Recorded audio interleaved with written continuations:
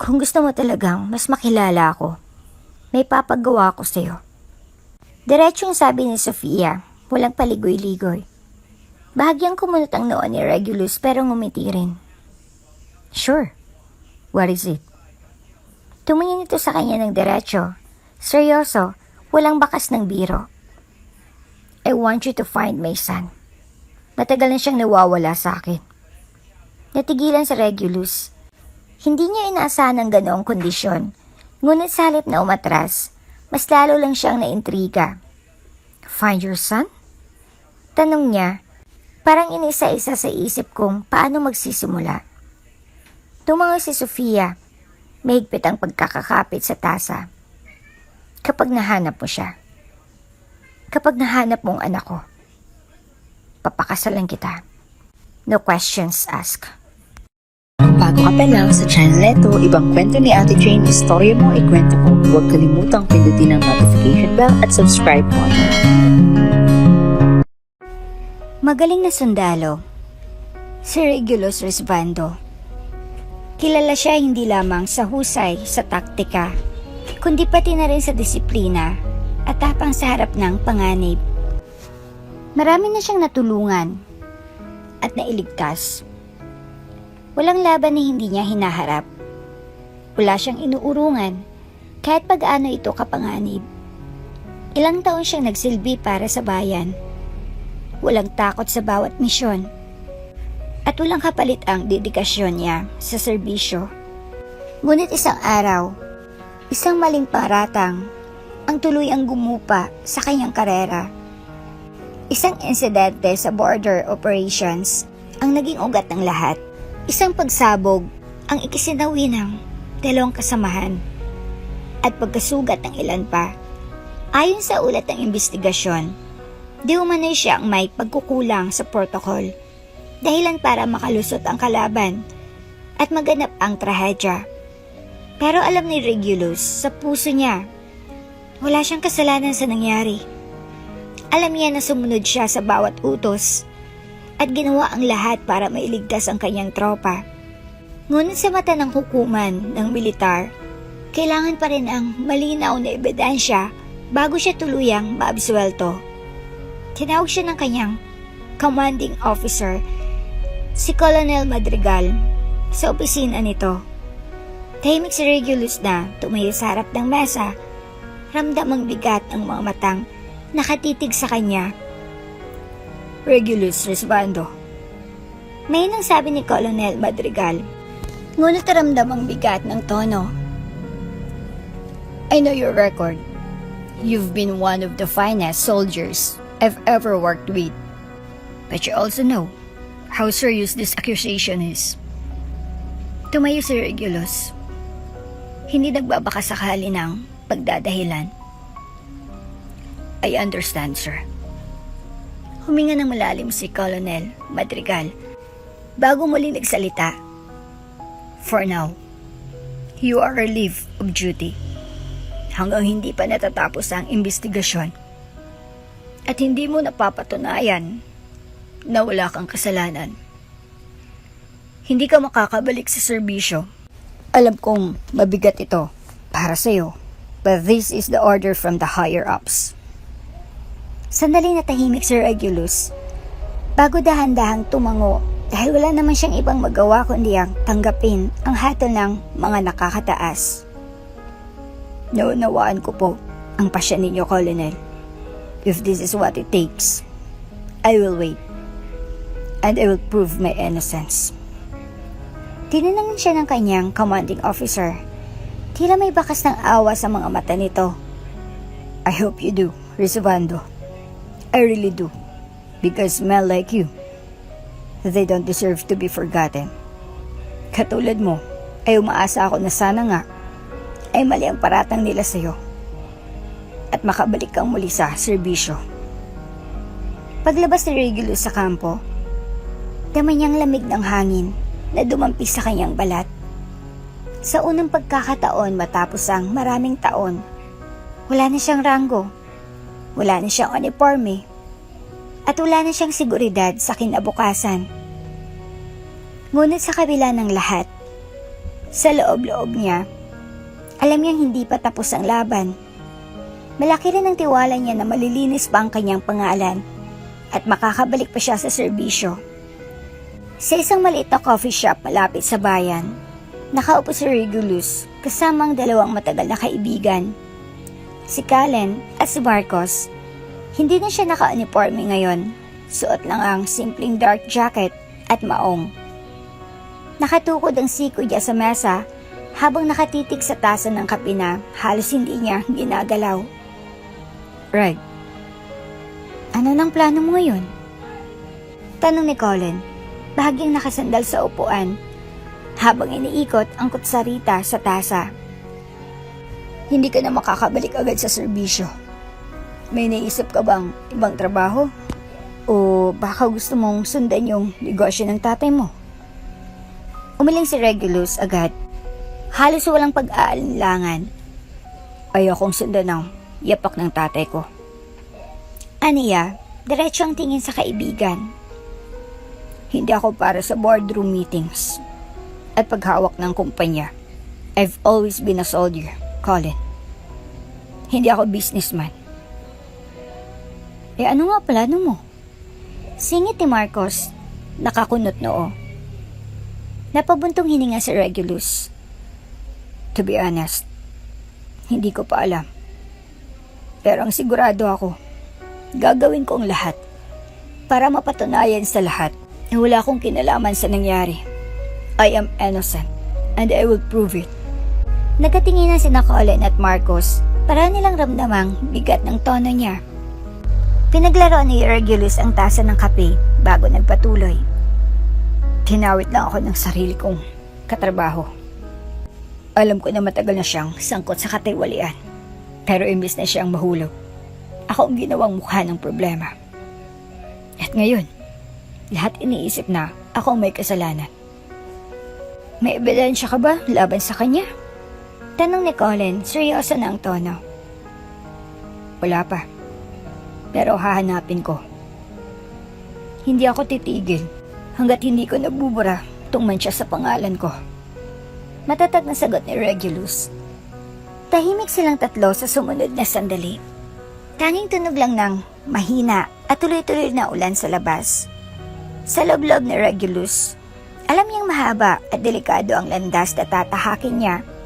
Pero kung ito lang ang paraan para maibalik ang dangal niya, handa siyang sumabak ulit sa laban. Pagka-uwi ni Regulus sa kanilang malaking bahay sa San Marcelino Heights, sinalubong siya ng malamig na simoy ng gabi at pamilyar na bango ng nilulutong adobo sa kusina. Pagpasok niya sa sala, naroon ang kanyang ama at ina, nakaupo sa malalambot na armchair habang nagkakape.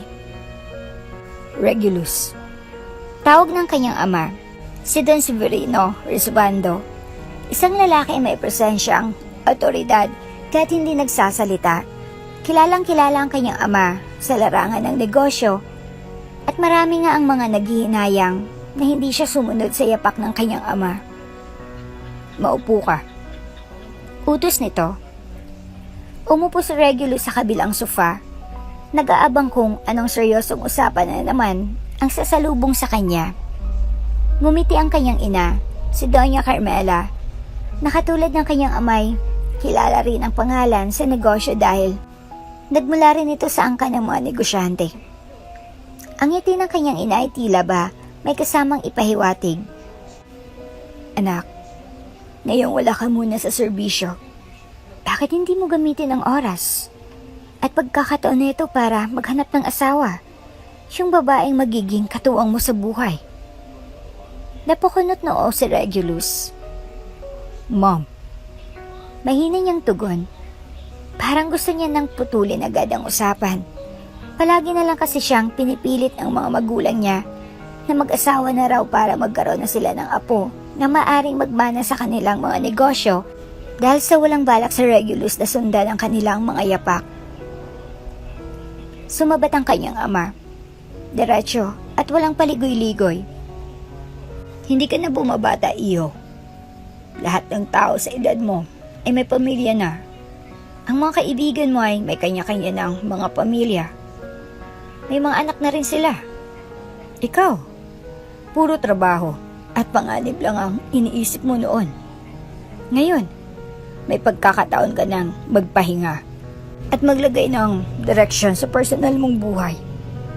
Tumango ang kanyang ina at nagdagdag pa ng dahilan.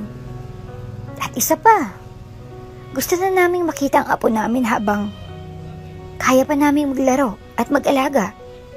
Ayokong dumating ang panahon na matanda na kami at hindi man lang namin naranasang makita kang masaya kasamang pamilya mo. Napabuntong hininga ng malalim si Regulus. Tumagilid ang ulo at tinitigan ang sahig. Alam niyang walang laban sa dalawang ito, lalo na kapag sabay silang humihiling. Sure. Napipilitan ngunit may bahid ng biro ang tono niya. Maghahanap na ako ng mapapangasawa. Parang mga batang natuwa ang kanyang ama't ina. Nagkatinginan sila at sabay na ngumiti. Tila ba nanalo sa isang mahabang laban. Ay, salamat naman anak. Tuwang-tuwa na wika ni Doña Carmela. Halos kumislap ang mga mata. Makikialam na rin kami ha? Tutulungan ka naming maghanap. Napailing na lang si Regulus. Alam niyang sa simula pa lang, wala na siyang kawala sa plano ng kanyang mga magulang na kulang na lang ay pagkasundo na siya ng kasal. Pagkatapos ng masayang reaksyon ng kanyang mga magulang, nanatili lang na nakaupo si Regulus. Nakatingin sa kanila, ngunit malayo ang isip. Ang totoo, wala naman talaga sa plano niya na maghanap ng asawa. Hindi yun ang prioridad niya ngayon. Ang tanging nais niya lamang ay malinis ang kanyang pangalan, mapatunayan sa lahat na wala siyang kinalaman sa katiwalian na idinawit sa kanya, at makabalik sa isang tahimik at marangal na buhay. At noon pa man ay wala talaga sa isip niya ang pagpapamilya, dahil nga ang priority niya lamang noon ay ang kanyang trabaho.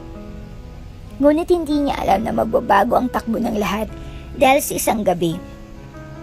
Isang kaibigan ang nagyayang lumabas para kahit papaano ay makalimot siya sa mga mabibigat na iniisip. Napadpad sila sa isang kilalang club sa syudad. Matao, maingay, at puno ng liwanag mula sa umiikot na ilaw sa kisame. At doon, unang beses niyang nakita ang babaeng nagbabago sa kanyang mga plano sa buhay. Nasa gitna ito ng mainit na pagtatalo. Umas tamang sabihing pakikipag-away sa isang lalaking halatang lasing at pilit na kinukuha ang numero ng babae. Matapang ang babaeng ito. Walang takot na tinulak palayo ang lalaki at diretsong sinabi rito na huwag itong gagalawin. Para bang tumigil ang paligid para kay Regulus sa sandaling iyon. Sa unang beses mula nang masangkot siya sa iskandalo, may ibang bagay na umagaw sa kanyang atensyon. Umas tamang sabihin, may ibang tao na umagaw sa kanyang puso. Hindi niya maipaliwanag, pero may kakaiba sa presensya ng babaeng iyon. Ang paraan ng pagkakatitig nito sa kaaway, ang kumpiyansa sa sarili, at ang hindi batitinag na tapang, nabihag agad nito ang puso ni Regulus. At aaminin niya sa kanyang sarili sa gabing iyon. Ang babaeng iyon ang kauna-unahang babaeng bumihag sa kanyang puso at bumukaw ng kanyang interes. Marami ng mga babaeng dumaan sa kanyang buhay, ngunit ito lamang talaga ang nagtatanging pumukaw sa natutulog niyang puso. Bago pa man lumala ang sitwasyon, mabilis nang lumapit si Regulus. Hindi siya nag-aksaya ng oras at tinago niya sa kanyang likod ang babae. Saka tumingin ng malamig sa nangungulit. She's my wife. Huwag mo siyang guguluhin. Mariin niyang sabi, puno ng otoridad ang boses. Napatigil naman ang lalaki. Bagyang nagulat at nakadama ng pagkasindak. At wala nang nagawa kundi umalis. Marahil ay takot sa presensyang dala ni Regulus. Nang mawala ang gulo, hinarap niya ang babae at bahagyang umiti. Safe ka na. Wika niya, inaasa na kahit papaano ay magpapasalamat ito. Ngunit imbis na makita ang pasasalamat sa mga mata nito, malamig at matalim, na tingin lamang ay isinukli ni Sofia. Parang sinasabi ng titig nito na pare-pareho lang ang mga lalaki. Mga agaw ng espasyo, nanghihimasok, at may sariling pakay. Hindi ito nagsalita, bagkus ay tinalikuran lamang siya at umalis. Iniwan siyang nakatayo roon, na tila ba walang nagawa. Pero sa halip na masaktan, umainis, mas lalo lamang napukawang atensyon ni Regulus. Sa unang pagkakataon sa matagal na panahon, may babaeng hindi siya tinanaw bilang isang bayani o tagapagligtas. At iyon ang babaeng unang bumihag sa kanyang puso.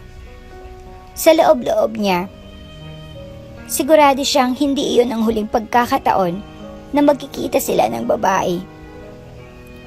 Sa sumunod na mga araw matapos ang gabing iyon sa club, hindi na maalis sa isip ni Regulus ang babae.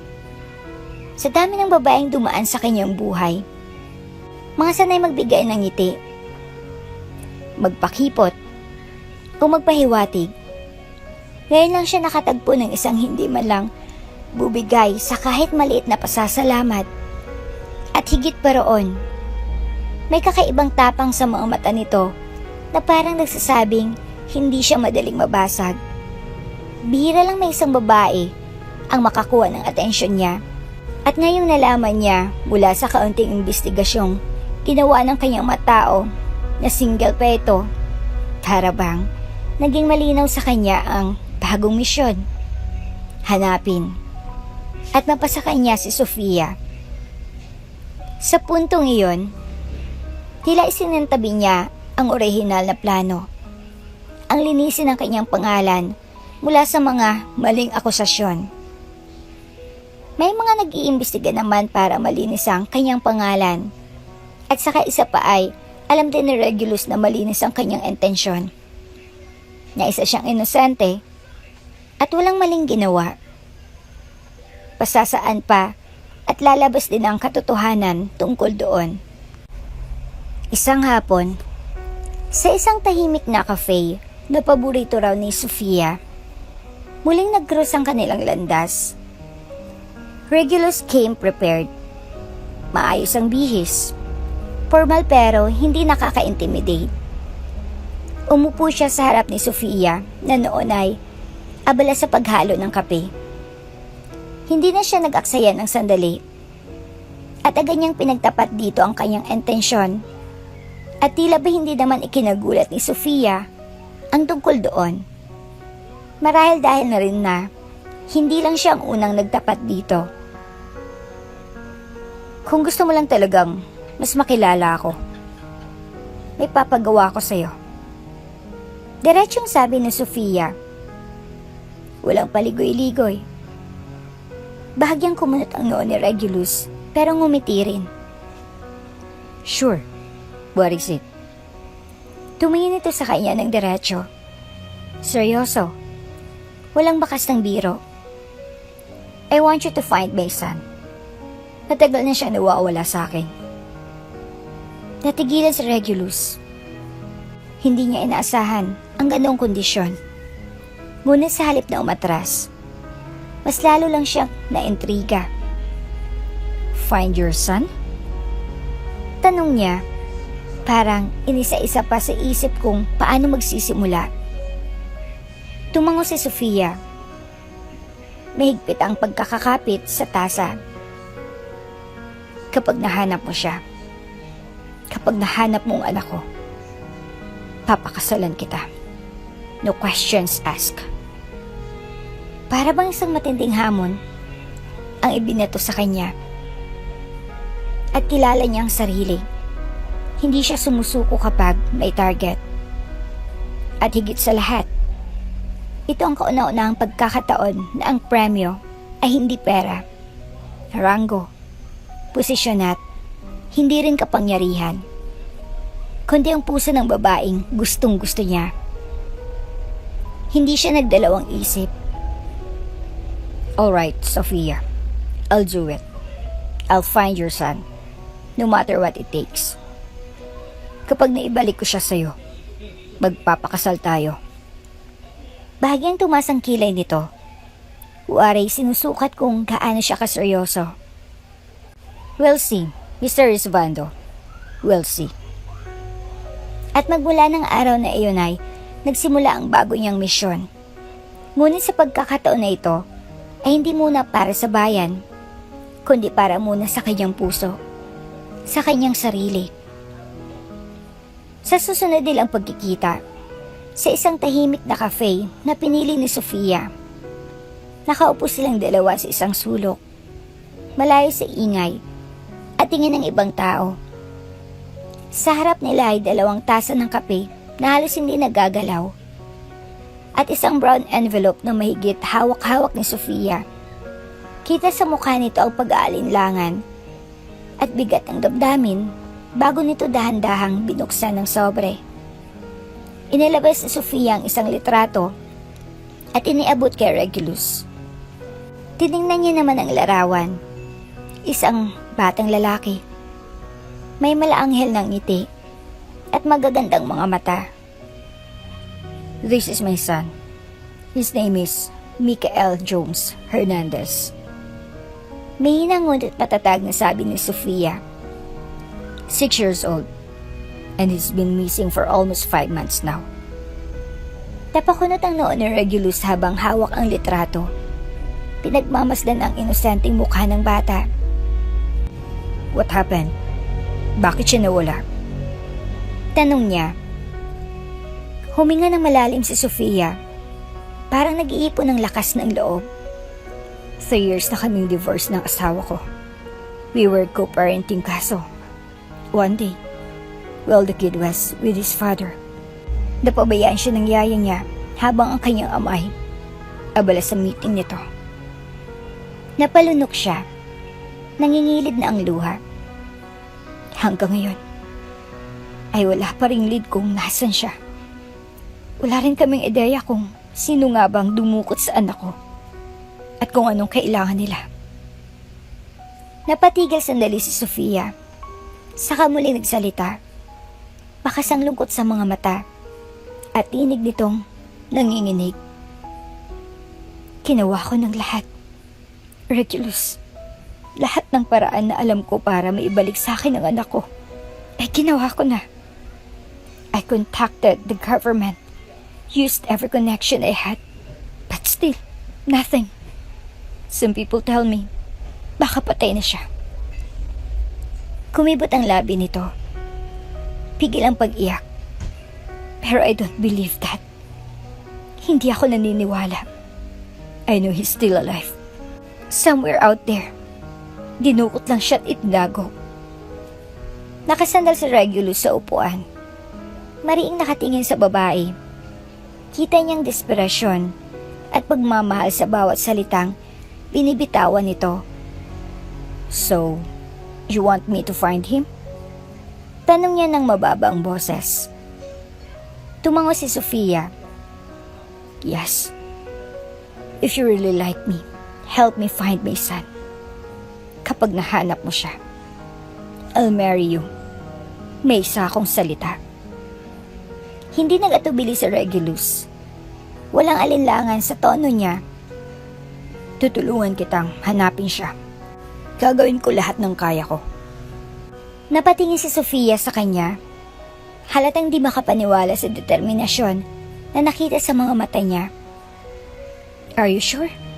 This won't be easy. Bahagyang ngumiti si Regulus. Hawak pa rin ang litrato ng bata. I'm sure. This is not just about winning you over anymore. It's about helping you bring your son back home. I promise. I'll do everything to find him. At sa sandaling iyon, alam ni Sofia na may isang taong handang sumuong sa panganib para sa kanya at sa anak niya. Ngunit para kay Regulus, higit pa sa hamon ang tinanggap niya. Pagkatapos ng huling pag-uusap nila ni Sofia, hindi na inaksaya ni Regulus ang oras. Agad siyang kumilos para hanapin ang anak nito. Ginamit niyang sarili niyang mga koneksyon.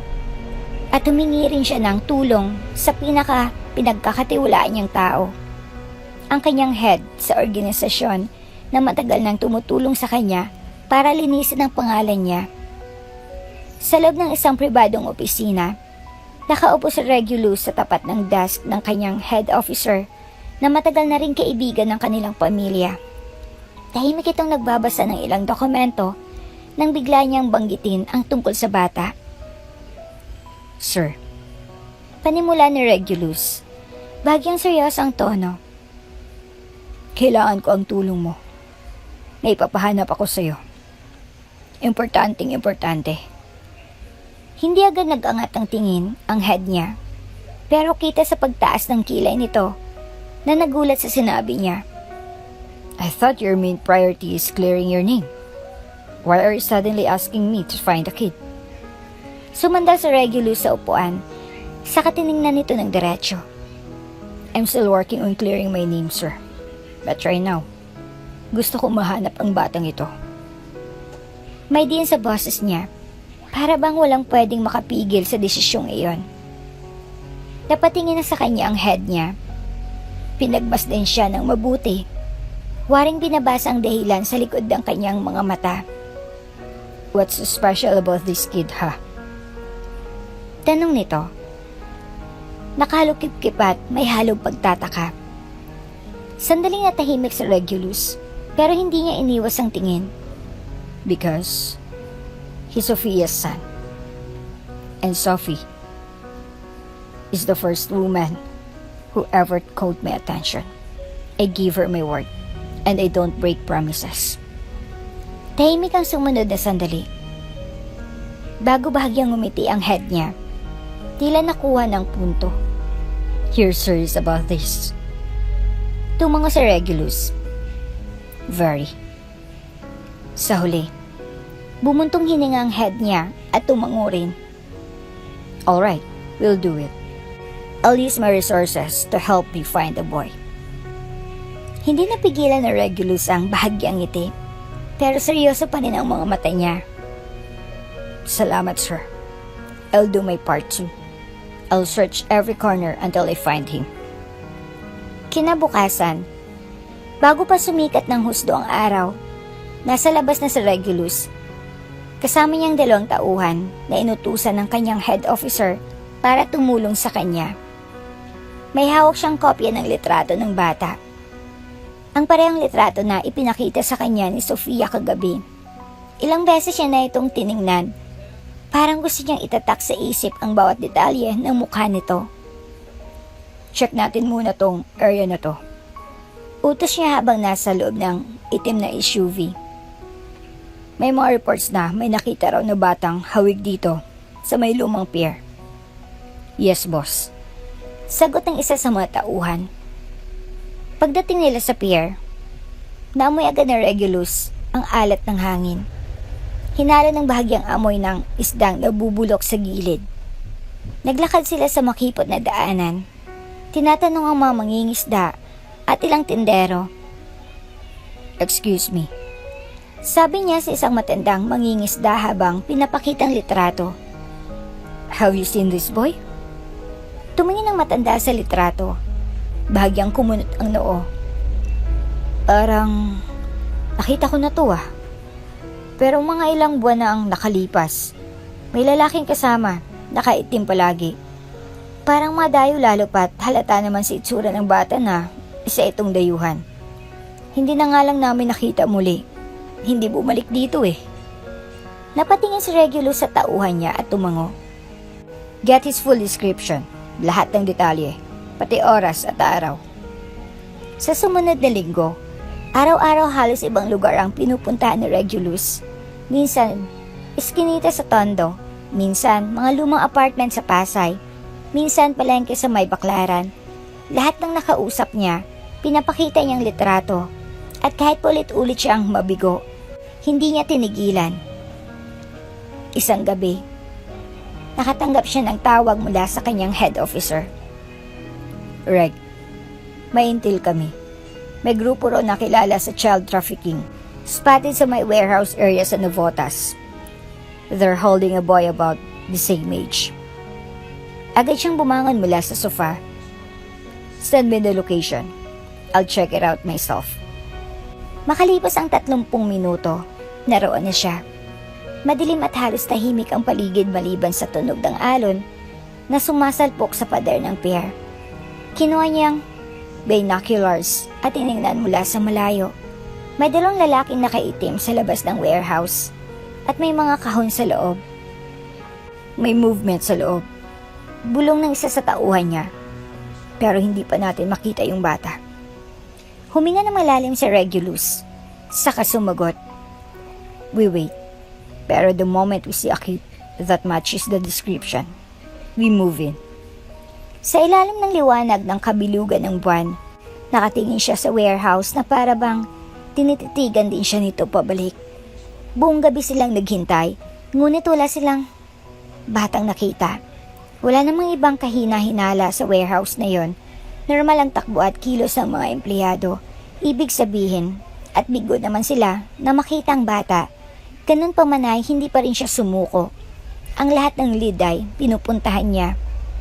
Dumating si Regulus at ang kanyang team sa Novotas pasado 10:00 ng gabi. Tahimik ang paligid. Tinutok niya ang binoculars sa lumang building na sinabing kinahinala. Kita niyang 4 na bantay ng mga armado. Paminsan-minsan ay nag-uusap habang umiinom mula sa plastic na baso. Positions. Utos niya sa radio. Lumabas ang 2 tauhan niya. Kumalat sa magkabilang gilid para makakuha ng advantage. Mula sa sulok ng gusali, may bahagyang liwanag na sumisilip sa siwang ng pinto. Doon niya nakita ang anino ng maliliit na katawan. Mga bata. Nakatali ang kamay. Nakasalampak sa sahig. May ilan na tila umiiyak, pero sinasaway ng lalaki nakabantay sa loob. Humigpit ang kapit niya sa hawakan ng baril. Confirm. Kids are here. On my mark. Bumilang siya sa kanyang isipan. 1, 2. Pagsapit ng bilang 3, sinipa ni Regulus ang lumang pintuan. Sabay sumugod ang team niya. Down! Police! Sigaw ng isa niyang kasama. Nagkagulo sa loob. Ang 2 bantay sa labas ay agad na dinisarmahan. Yung nasa loob, pilit pa rin nagtatago sa likod ng mga kahong habang nagpapaputok. Pero wala itong nagawa ng makorner ng isa sa mga tauhan na Regulus. Clear! Sigaw ng isang kasama. Agad tumakbo sa Regulus sa mga bata. Kinalaga ng mga tali gamit ang kanyang kutsilyo. Ligtas na kayo ngayon. Mahina niyang sabi. Isa-isa niyang tinulungan tumayo ang mga ito. Habang isa niyang kasama ay tinatawagan ng ang social services at medical team. Sa gitna ng kaguluhan, mabilis niyang sinuri ang mga mukha. Lalaki, babae, iba't ibang edad. Pero wala na isang kamukha ng bata sa litrato. Nang malaman ito ng kanyang head officer, personal na ito mismo ang pumunta kasamang mga otoridad para makiiwas sa issues. Kapag nalaman na involved si Regulus dito lalo pat pansamantalang wala muna siya sa serbisyo. Lumapit sa kanyang head officer na si General Isidro. Anak ni Sofia, narito ba siya? Umiling si Regulus. Wala siya rito. Pero at least, these kids are safe now. Tumingin si General Isidro at tumango. This is still a win, Regulus. Habang dinadala palabas ang mga bata at isinasakay sa rescue van, sumulyap si Regulus sa madilim na daan. Saan niya kaya mahanap si Mikael? Sa totoo lang ay, naawa siya para kay Sofia na ang gusto lang ay makasama muli ang anak. Pagkatapos ng raid sa Devotas, dumiretso sa Regulus sa malaking bahay ni Sofia. Pagbukas ng pinto, agad siyang sinalubong ng babae. Halatang nag-aalala. Kumusta? Nahanap po ba si Mikael? Halos pabulong pero puno ng pag-asa ang boses ni Sofia. Sadali siyang tumingin sa sahig bago sumagot. Sofia, wala siya roon. Humugot siya ng malalim na buntong hininga. I'm sorry. Ginawa namin lahat. Pero wala si Mikael sa lugar na yun. Tinanong din namin ang mga bata na na-rescue at ang sabi nila, wala raw silang matandaan na batang dinukot na kamukha ni Mikael. Bahagyang lumungkot ang mukha ni Sofia. Pero tumango ito at pinilit ngumiti. Naiintindihan ko. At least, may mga bata pa rin na iligtas, di ba? Tumango si Regulus. Oo. At dahil doon, mas lumaki yung tiwala ko na buhay pa si Mikael. Yung raid kanina, nagpatunay na may mga sindikatong gumagawa talaga ng ganitong bagay. Di tayo sumusuko, Sofia. Hahanapin pa rin natin siya. Anak mo, si Mikael. Kumapit si Sofia sa kamay niya, mariing tumango. Salamat, Regulus. Malaking bagay na. Tinutulungan mo akong mahanap ang anak ko. Sandali silang natahimik bago muli nagsalita si Sofia. May halong pagtataka ang tinig. Pero, hindi ba wala ka na sa serbisyo? Paano ka pa rin nakakasama sa mga raid? Bahagya siyang umiti, pero may lungkot sa mata. Malaking tiwala sa akin ng general. Siyang nag-training sa akin bago ako pumasok sa military and he's a family friend. Alam niyang personal sa akin to. At alam din niyang di ako titigil hanggang di ko nahanap si Mikael. Solving this case wouldn't just be a big win for him. It would be a badge of honor. Same as today. When the kids were rescued, he'll take the credit because I'm still suspended from service. Tumango si Sofia at halata na marami pa itong nais na itanong. Hinayaan niya naman na magtanong ito sa kanya. Pero, bakit ka nga ba nawala sa serbisyo? It's just a temporary suspension until my name is cleared. Dinawit ako ng kasama ko sa isang kasalanan na hindi ko naman ginawa. Isang operation dati. May nangyaring mali. At imbis na ako inyang responsibilidad, ako ang isinangkot. Wala akong nagawa kundi tanggapin na lamang ang suspension habang iniimbestigahan. Thank you for helping me, even though you're dealing with your own problem and trying to solve it. Ngumiti siya dito. No problem. Bukal sa loob kong tulungan kang mahanap at makasama ulit ang anak mo. Makalipas ang ilang araw mula sa huling raid, hindi tumigil sa Regulus sa paghahanap kay Mikael. Kahit gabi na at halos lahat ay nagpapahinga na, gising pa rin siya sa maliit na opisina na inukupan niya pansamantala sa headquarters. Nakakalat sa mesa ang mga folder, litrato ng mga bata, mapa, at mga dokumentong nakuha mula sa mga nakaraang operasyon. Tahimik lang siya habang binubuklat ang isa pang file nang biglang bumukas ang pinto. Sir Regulus, tawag ng isa sa mga tauhan niya habang papasok. May hawak na brown envelope. may bago po tayong lead. May nag-report ng isang witness sa Nueva Ecija. Sabi ng taong ito ay may nakikitang batang lalaki na kamukha ng nasa litrato mo. Pero kasama ng dalawang lalaking parang hindi niya kilala. Napatingin si Regulus. Agad kinuha ang envelope. Saan ang eksaktong lugar nito? Tanong niya. Halatang nabuhayan ng pag-asa. Sinabi naman nito kung anong eksaktong lugar, kaya kaagad silang naghanda at plano para puntahan ang lugar na ito. Hindi nga sila nag-aksaya ng oras. Matapos mabuo ang plano, ay agad silang lumipad papunta sa Nueva Ecija. Ang may alat ng hangin mula sa dagat na hinaluan ng amoy ng basura. Tahimik si Regulus at ang apat na kasama na sumusunod sa direksyon ng witness. Pagdating nila sa isang lumang apartment building, agad niyang napansin ng isang unit na may nakasabit na makapal na kortina. Diyan daw nila dinadala yung bata. Bulong ng isa sa kasama niya. Kumunot ang noo ni Regulus. Sumenyas na maganda. Dahan-dahan nilang nilapitan ang pinto.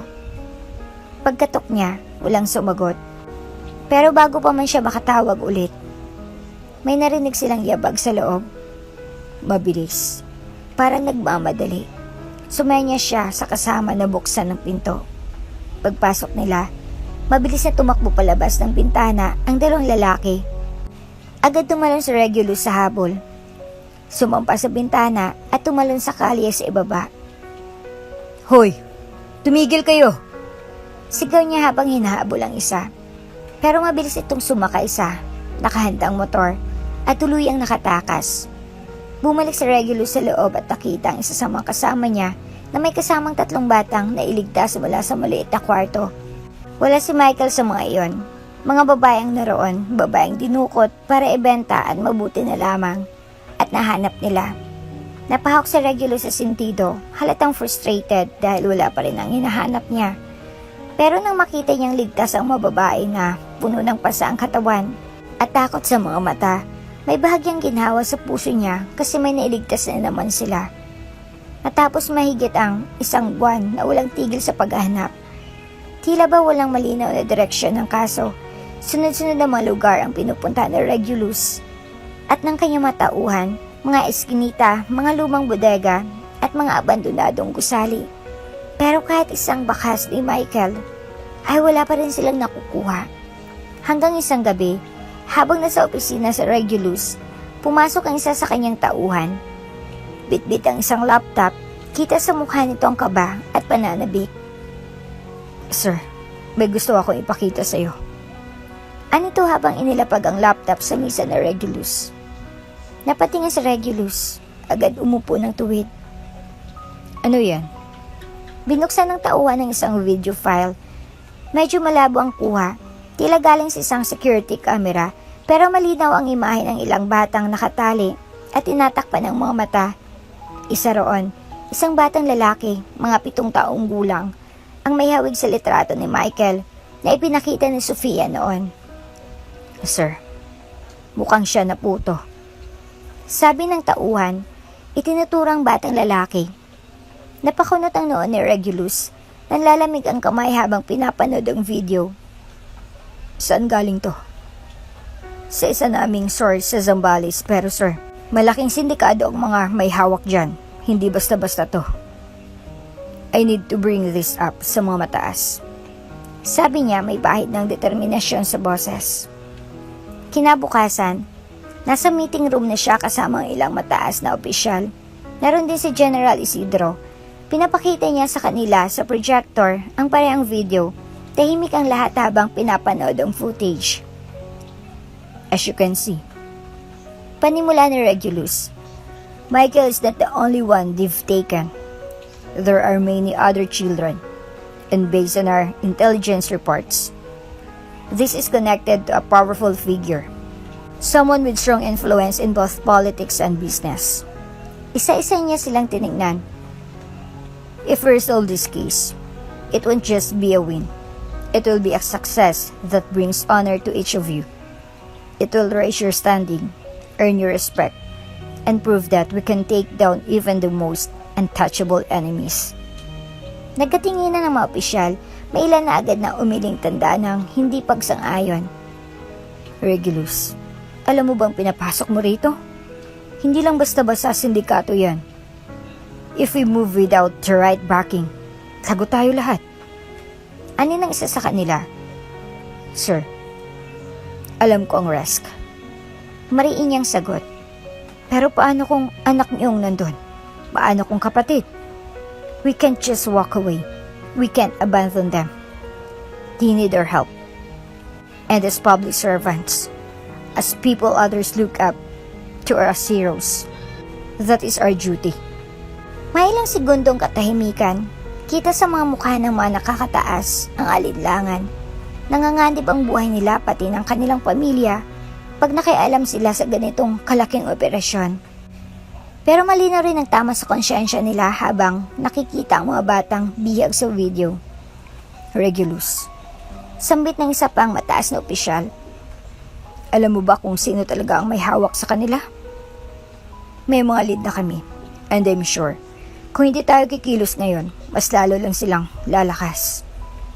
Isa-isa, nagsimulang magpalitan ng tingin ng mga opisyal hanggang sa may isa ang huminga ng malalim at tumango. Alright, we'll help. Pero kailangan natin ng solid plan. Dahil pag pumalpak to, wala nang babalik sa atin. And we will handle this case. Remember, You're still under temporary suspension. You're not allowed to take part in any official operation. Take all credit when this case is solved. Leave my name out of it. I don't care about that. What matters to me is Michael's safety and making sure he gets back to his mother. Seryoso niya namang sinabi. Pagkatapos silang mapag-usapan ng bagong lead, tumayo si Regulus mula sa kinaupuan niya sa maliit na opisina. Sa mesa, nakalatag ang mapa ng probinsya kung saan umano dinala si Michael. Sa tabi ng mapa, nakalinyang ilang litrato ng target na lugar, isang lumang compound sa gilid ng ilog na papaligiran ng matataas na pader at bantay na armado. Sigurado ka bang ito yun? Tanong na Regulus sa tauhan niyang si Marco. Yes, sir. Ayon sa kontak natin, dito dumadaan ang mga bata bago sila dalhin sa ibang lugar. May mga residente sa paligid na nakakita sa batang kahag ni Michael 2 linggo na ang nakalilipas. Sagot ni Marco, inilapag ang tablet na may replay ng CCTV footage. Pinanood ni Regulus ang video. Isang batang payat, may kupas na pulang t-shirt, hawak ng 2 lalaking nakaitim. Hindi malinaw ang mukha, pero may kutob siya. Humugot siya ng lalim na hininga. We don't have much time. Kapag umalis sila rito, baka hindi natin sila mahabol. Sa kabilang gilid ng mesa, pumasok ang boss niya, si Colonel Santiago, dala ang folder. Regulus, this is risky. Malalim ang ugat ng sindikatong to. Kung pumasok ka ng walang maayos na plano, baka hindi lang mga batang mawala. Baka pati buhay mo. Diretsong tumingin si Regulus sa kanya. Sir, kung hindi tayo kikilos ngayon, baka wala nang bukas para sa mga batang yon. Kung malakas sila, mas malakas tayo. And I am not asking permission para sumabak mag-isa. I'm asking for full backup. Tahimik sandali si Santiago. Saka tumango. Alright, you'll have their provincial unit for reinforcement.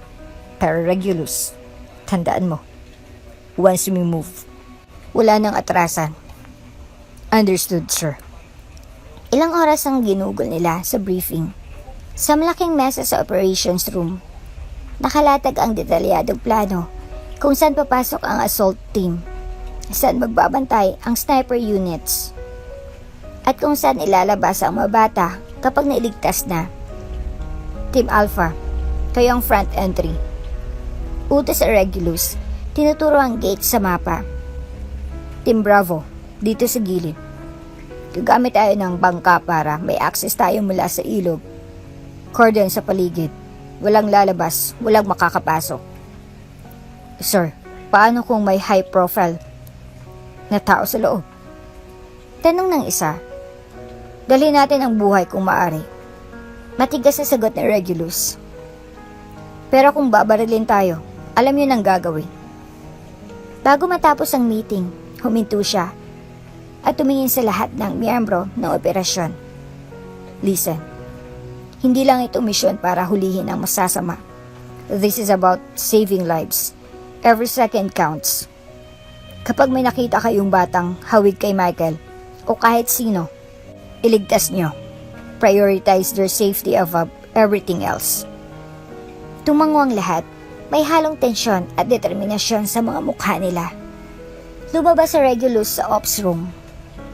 Dinala ang gear niya, bulletproof vest, sidearm, extra ammo. Tumigil siya sandali sa hallway, sumandal sa pader at pumikit sa isip niya. Malinaw ang imahe ni Sofia at ng batang pinapangarap niyang maibalik sa ina. Madilim pa lang ay nakasakay na sina Regulus at ang kanyang team sa 2 SUV. Kasunod ang isang van na puno ng gamit at armas. Tahimik ang lahat habang tinatahak nila ang mahaba at baku-bakong kalsada papunta sa lugar na binanggit sa lead. Ang tanging maririnig ay ang ugong ng makita at paminsang hampas ng hangin sa sasakyan. Sir, tawag ni Dario mula sa passenger seat habang nakatingin sa tablet. May confirmation mula sa contact natin doon sa probinsya. Nakita ro nila yung bata sa compound malapit sa ilog. Guarded yung lugar at mukhang hindi lang siya mag-isa. Napatitig si Regulus sa side mirror. Tinitingnan ang convoy nila. Ibig sabihin, hindi lang si Michael lang nandun. Umiling si Dario. Posible pong may iba pang bata. Sabi ng contact, mga 4 o 5. Napasinghap si Regulus. Kung ganito kalaki ang hawak ng sindikato, kailangan naming maging mas maingat. Copy that. Pagdating natin doon, walang gagalaw hanggat wala akong go signal. Utos si Regulus, mahigpit ang tono. Roger, sir. Halos sabay na sagot ng lahat. Pagdaan nila sa tulay, kita ng malawak na bukirin at ilang kabahayan na kalat-kalat. Pero sa dulo, sa banda ng kagubatan, may bakod na gawa sa yero at kahoy.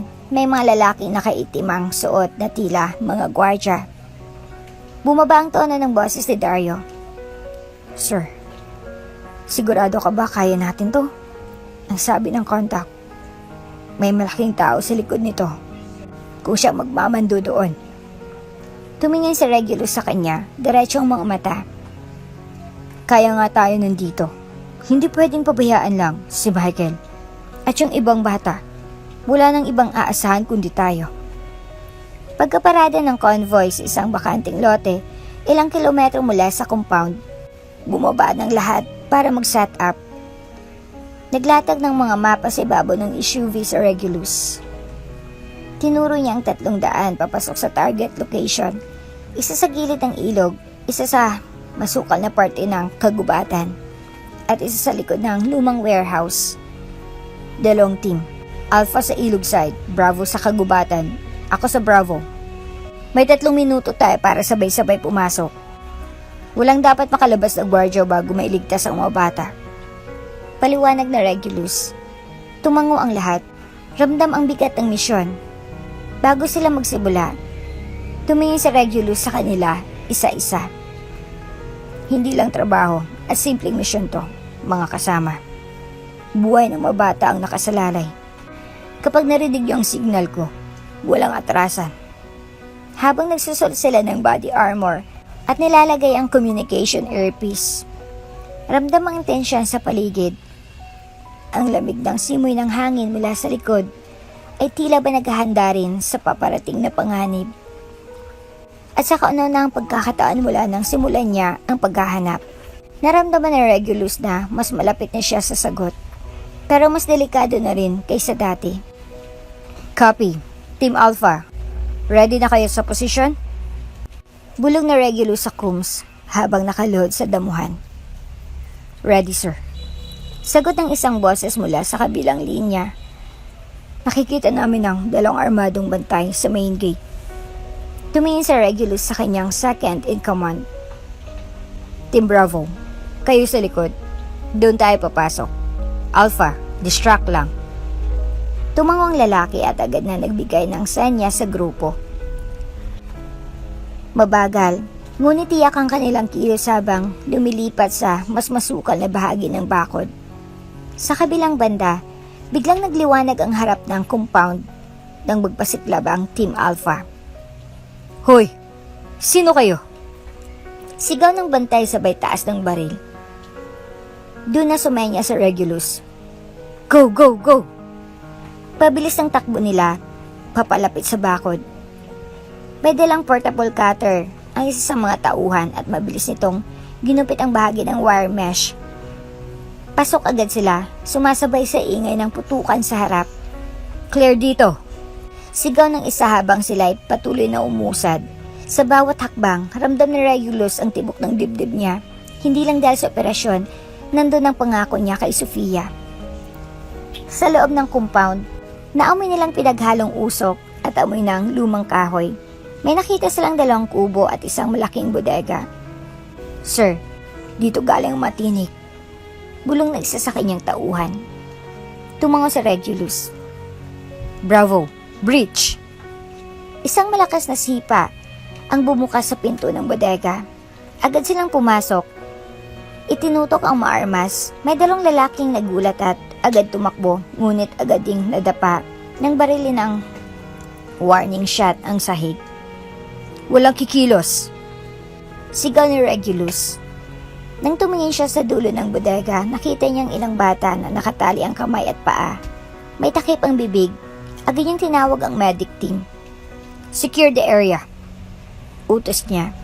Sabay lapit sa mga bata. Habang tinatanggal niya ang tali sa isang batang babae, nanginginig ito. Huwag kang matakot. Ligtas ka na. Mahina niyang sabi. Sa headset, mahinang boses ng spotter ang narinig. Target in sight. May mga armadong lalaki ang dumating sa main entrance.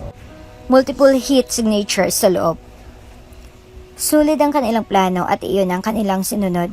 Dumating ng mga backup nila kaya wala na sa makasama niya ang nasugatan. At ang mga armadong lalaki ay wala na ring laban. Kasabay noon, nagtakbuhan ng mga bata sa gilid habang ilang lalaki ang pilit tumatakas. Pumutok ang ilang bala, ngunit mabilis na nineutralize ng unit ang mga suspect. Habang tumatakbo sa loob, nakita ni Regulus ang marurungis na batang nakakulong sa likod ng bakal na rehas. Michael! Sigaw niya. Halos hindi makapaniwala nang makita ang bata. Payat, nanginginig, ngunit buhay. Nagkatinginan silang dalawa. Sir, mahina ngunit puno ng pag-asa ang tinig ni Michael. Agad niyang pinaril ang kandado at binuhat ang bata. Huwag ka matakot, ligtas ka na. Uuwi na tayo. Sa labas ng bodega, habang nilalagay sa mobile ang mga suspect, dahan-dahan namang bumitaw si Michael sa pagkakayakap at inanong, makikita ko na po bang mami ko? Ngumiti si Regulus. Oo, makakasama mo na ulit siya. Ibabalik na kita sa kanya. Habang papalay ang convoy sa lugar, pakiramdam ni Regulus ay nagtagumpay siya sa isang pinakamahirap na misyon. Ang malamlam na ilaw mula sa mga poste sa malayo ay halos hindi sapat upang pauwiin ang dilim ng paligid. Sa loob ng isang police van, nakaupo si Regulus sa gilid habang mahigpit niyang yakap si Michael na tila ayaw nang bumitaw sa kanya. Nanginginig pa rin ang katawan ng bata. Basa ng luha ang pisngi at bawat hikbi ay parang pumupunit sa dibdib na Regulus. Shh! Mahinang bulong niya, hinaplos ang likod ng bata. Wala ka nang dapat ikatakot. Ligtas ka na. Ngunit lalo lamang napahigpit ang yakap si Michael. Isinubsob ang mukha sa dibdib niya. Hindi na po sila babalik. Hindi na po nila ako kukunin. Tanong ng bata. Garagal ang tinig. Hindi na. Hinding-hindi na sila babalik. Mariin niyang tugon, puno ng paninindigan. Wala na sila. Tapos na ang lahat. Hindi ako papayag na makuha ka ulit nila. Okay? Kaya huwag ka nang matakot. Umiiyak pa rin si Michael habang bahagyang tumitingala. Puno ng pag-aalinlangan ang mga mata. Talaga po?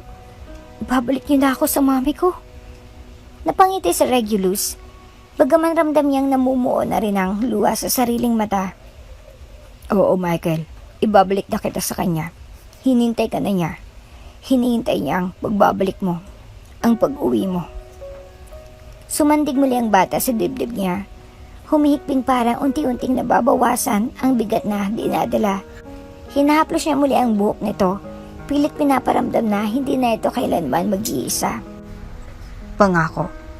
Dagdag na Regulus, mahina ngunit mariin. Hindi ka na ulit masasaktan. Hindi ko hayaan. Sa loob ng sasakyan, tanging tunog ng makina at mahinang hikbi ng bata ang pumupuno sa katahimikan. At sa bawat patak ng luha ni Michael, mas lalong tumitibay sa puso ni Regulus ang panata na simula ngayong gabi, ang buhay ng batang ito ay hindi na muling madidiliman ng takot. Pagdating nila sa ligtas na safe house, agad inasikaso ng mga kasama ni Regulus ang paligid para masiguro na walang makakasunod sa kanila. Tahimik lamang si Michael habang buhat-buhat pa rin ni Regulus.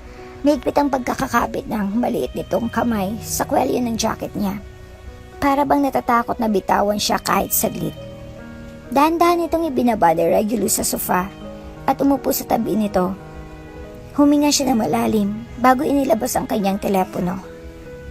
Tatawagan natin ang mami mo. Mihina ngunit may init ng boses niya. Tumangulan si Michael, nanginginig pa rin ang balikat. Nang sumagot si Sofia, halatang nag-aantay ito sa tawag. Regulus, may nangyari ba? Sofia, niligtas ko na si Michael. Nasa ligtas na lugar na kami ngayon. Wala ka nang dapat ipag-alala. Kasama ko na siya ngayon. Halos mabitaw ni Sofia ang telepono sa kabilang linya dahil sa narinig. Napahawak siya sa bibig, pinipigil ang paghikbi dahil sa wakas. Sigurado na itong ligtas ang anak. Oh my God, Michael. Inabot ni Regulus ang cellphone kay Michael. Michael, ang mami mo. Dahan-dahan itong kinuha ni Michael. Nanginginig pa ang kamay. Nang marinig ang boses ng ina, tuluyan na itong napaiyak. Mami, Mami. Mabilis ding bumigay si Sofia sa emosyon. Anak, Mommy's here. Oh God, I missed you so much. I'm glad you're safe. Thank God. Umiiyak lang si Michael. Mahigpit na hawak ang telepono na para bang baka mawala ulit ang mami nito. Nagsalita sa Regulus. Bukas, lilipad agad kami pabalik ng Maynila. Magkakasama na kayong dalawa. Wala ka nang dapat ikabahala. Nasa pangangalaga ko na si Michael. Muling sumingot si Sofia. Pilit pinapakalmang sarili. Regulus, thank you. Hindi ko alam kung paano ko mababayaran ang ginawa mo. Thank you for bringing my son back to me. Sandaling tumingin sa Regulus kay Michael, na ngayon ay nakasandal sa balikat niya habang hawak pa rin ang cellphone. You don't need to thank me, Sofia. Aniya't hinaplos ang buhok ni Michael.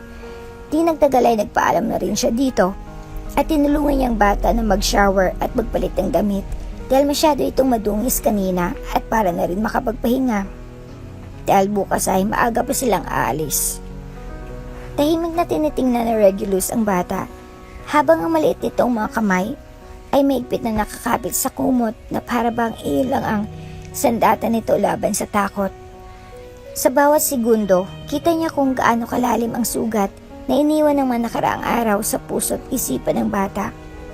Lumapit siya, dahan-dahan, para hindi mabigla ang bata. Hindi ka pa rin ba makatulog? Mahinang tanong ni Regulus. Umiling si Michael at napasinghot. Takot pa rin po ako. Baka kunin nila ulit ako. Napaupo si Regulus sa harapan nito. Inilagay ang kamay sa balikat ng bata at marahang tinapik ito. Wala ka nang dapat ikatakot, Michael. Ligtas ka na ngayon. Nandito ako. At hindi ko hayaan na masaktan ka ulit.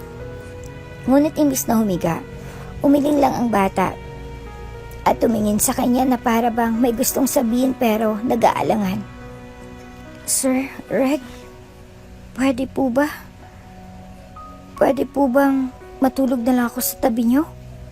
Mahina nitong sabi, halos pabulong. Nanikip ang dibdib ni Regulus sa narinig. Dahil sa maliit na pakiusap na iyon, naramdam niya kung paano kalalim ang takot na bumabalot sa bata at kung gaano kahalaga na may taong mapagkakatiwalaan ito ngayon. Of course, tahimik silang nakahiga ng ilang minuto bago muling nagsalita si Michael, halos pabulong lang. Tito Reg, are you going to be my new daddy? Sandaling natahimik sa Regulus, alam niyang hindi niya dapat magbigay ng pangako na baka hindi niya magampanan. Pero ramdam niya rin ang pangangailangan ni Michael para sa kasiguraduhan at pagmamahal. Nagpakawala siya ng banayad ng ngiti. Tiningnan ng bata at hinaplos ang buhok nito. Let's hope for that, Michael. May hinahon niyang sagot.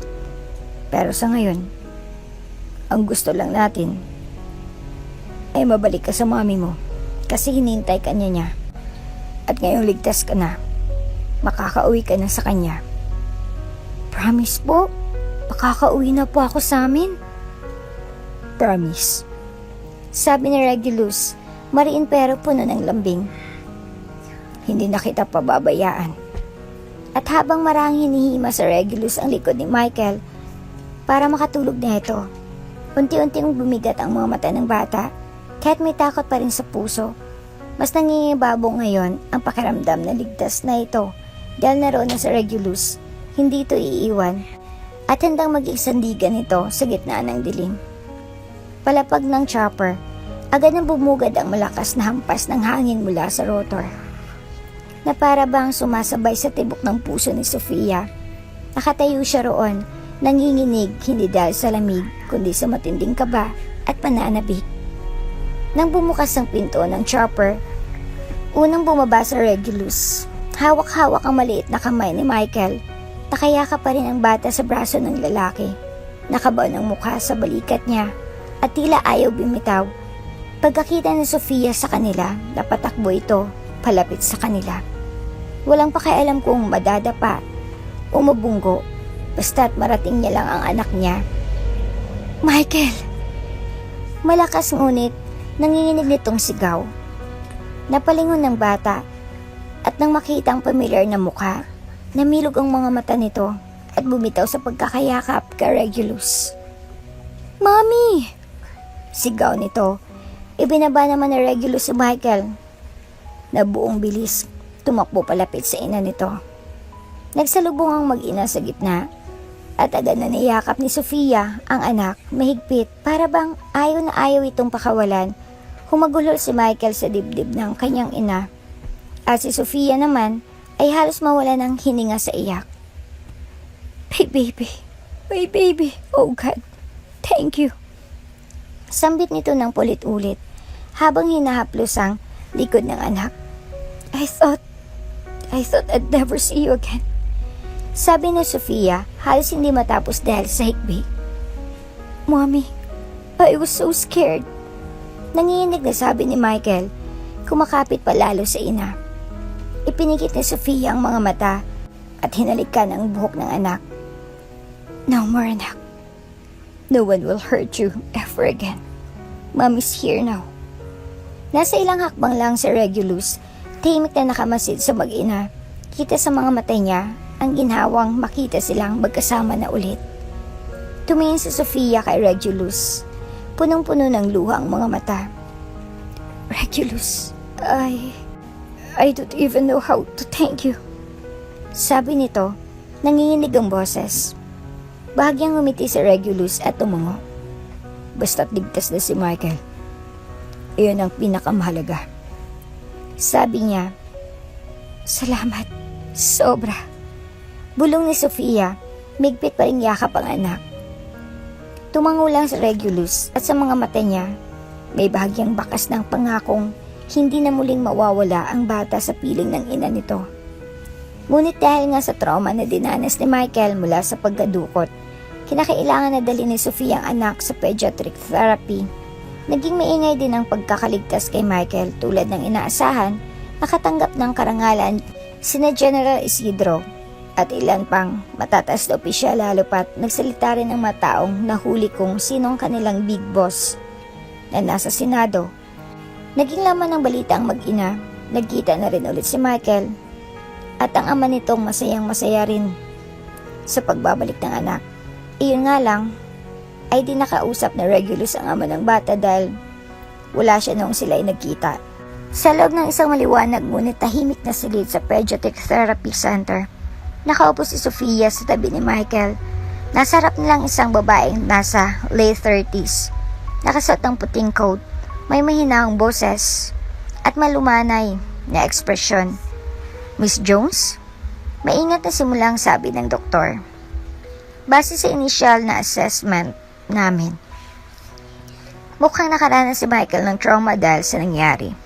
Nakikita ko ang mga senyales tulad ng pagiging sobrang tahimik niya, ang biglang pagkatakot kapag may malakas na tunog, at yung tendency niya na kumapit ng mahigpit sa inyo kapag may bagong taong lumalapit. Napatingin si Sofia sa anak. Tahimik lamang si Michael, nakayakap sa stuffed toy na bigay pa ni Regulus na di nito binibitawan mula nang makauwi sila. Will he be okay? Mahinang tanong ni Sofia. May kaba at lungkot sa tinig. Ngumiti ang doktor, bagamat seryoso pa rin ang tono. Yes, but it will take time. Therapy sessions, regular counseling, and syempre, constant reassurance mula sa inyo. Kailangan niya maramdaman na safe na siya at hindi na mauulit ang nangyari. Tumango si Sofia, mahigpit ang hawak sa kamay ng anak.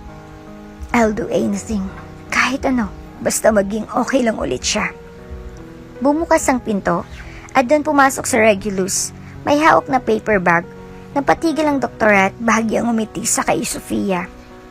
Pasensya na, traffic. Sabi ni Regulus, sabay abot ang maliit na kahon ng cookies kay Michael. Para sa'yo. Dahan-dahang inaabot ni Michael ang kamay at kinuha ang kahon. Thank you. Mahina nitong sabi. Good boy.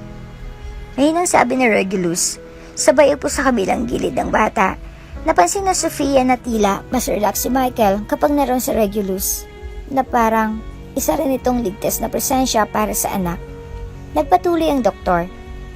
Maganda rin na nandyan si Mr. Rizvando para sa bata.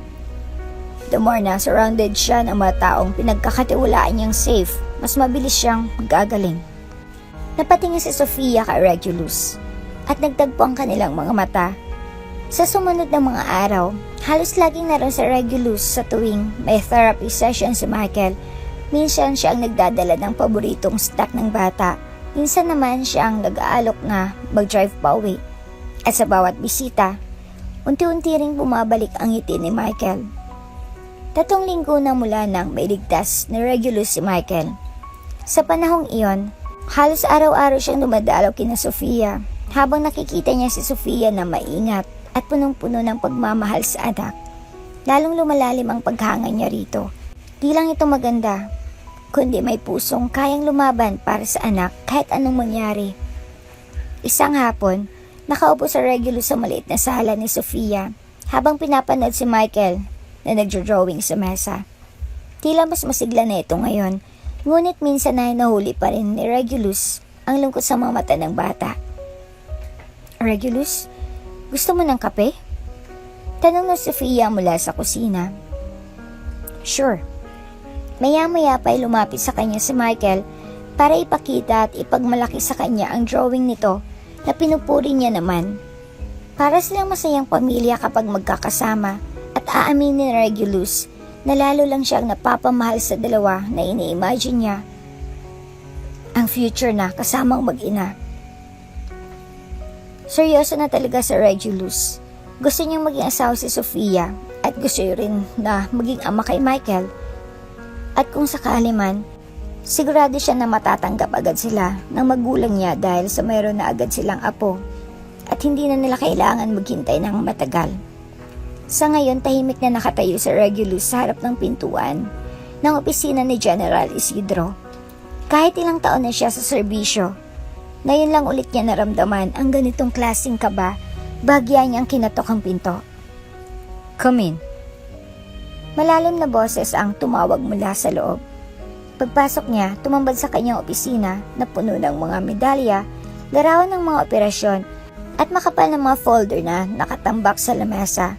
Nasa likod nito ang head officer, isang may edad na lalaking may tikas, ngunit may nakahimig na otoridad sa kanyang tindig.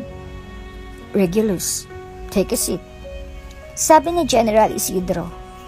Tinuturo ang upuang nasa harap ng mesa. Umupo sa Regulus. Hindi pa rin maalis ang tanong sa isip.